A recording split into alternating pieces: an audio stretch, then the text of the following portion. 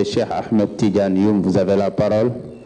Honorable député Ousmane Cissé. Président, chers collègues, bonjour messieurs les ministres. Nous nous adonnons aujourd'hui à un exercice de transparence, de reddition des comptes, et en même temps cet exercice nous permet de mesurer l'état de nos finances publiques. À travers cette loi de finances rectificative, nous avons relevé le poids de l'investissement des ressources extérieures, je veux dire, qui est chiffré à 1113 milliards contre 900 milliards pour les ressources internes. Cela peut traduire à une faiblesse de notre administration.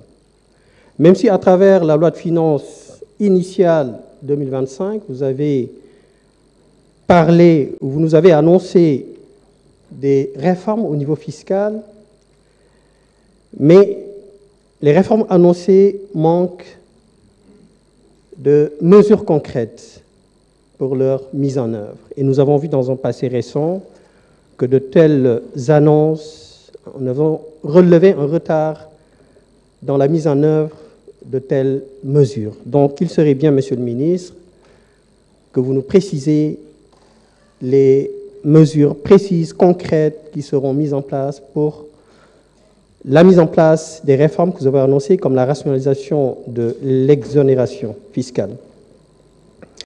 Je vous avais parlé hier de la subvention généralisée, du carburant et de l'énergie. Une étude de la Revue française d'économie et de gestion nous renseigne que les ménages les plus aisés, les plus riches, de plus de 20% supérieurs, ont capté plus de 52% des subventions qui ont été allouées à la population en 2022. Tandis que les 40% des ménages les plus faibles n'en ont capté que 14%, d'où l'urgence à revoir cette subvention généralisée, et vous étiez d'accord avec moi qu'il était urgent de revenir à des termes beaucoup plus adaptés. Et c'est pourquoi je vais aller plus loin.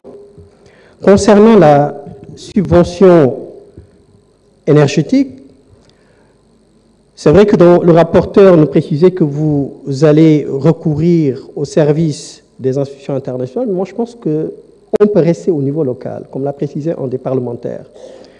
On pourra étudier la possibilité de mettre en place des coupons énergétiques afin de pouvoir mettre en place des mécanismes compensatrices qui pourraient être beaucoup plus favorables aux ménages les plus vulnérables.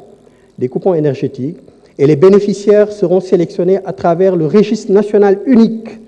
Et chaque bénéficiaire recevra un coupon à travers son identification, le numéro d'identification nationale de ce registre unique. On pourra faire de même pour le carburant. Au lieu de faire une subvention sur le carburant, il sera peut-être opportun de procéder à une subvention sur les transports en commun. Puisqu'un parlementaire l'a dit tout à l'heure, certains ménages n'ont même pas les moyens de s'acheter une voiture, alors que le bas peuple, les Sénégalais diminuent, prennent les transports en commun, faire de sorte que le service soit réduit.